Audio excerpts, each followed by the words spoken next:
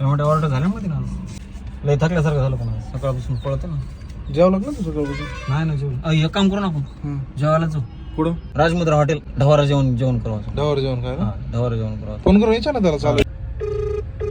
Hello hello शेठ नमस्कार. नमस्कार बोला ना. पांडुरंग मोहिते बोलतोय मी.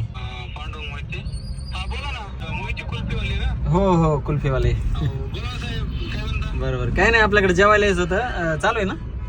चालू ना या ना राव. बरं चालतं येतो ते एक 15-20 मिनिटात येतो गेवरायला सध्या. 15-20 मिनिटात या काय विषय नाही या. बरोबर चालतं धन्यवाद शेठ.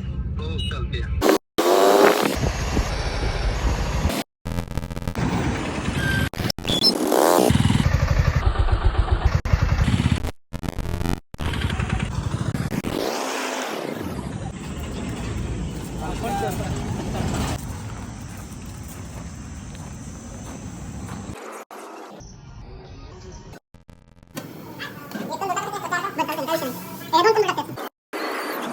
मला गिरायक होतो म्हणून उशीर झाला. बरोबर काय अडचण नाही. करा जेवण. हो खास आपले मोहिते साहेब. मोहिते कुल्फी ही महाराष्ट्रामध्ये फेमस आहे. आमच्या सिरदेवी बीडमध्ये तर आहेच, पण महाराष्ट्रामध्ये पण त्यांची कुल्फी होलसेलमध्ये हे होती. त्यांनी आपल्याला खास फोन केला होता मला किंवा जेवायला यायला लागलो सेट आहे का नाही जेवायचं, कसं आहे नियोजन काय.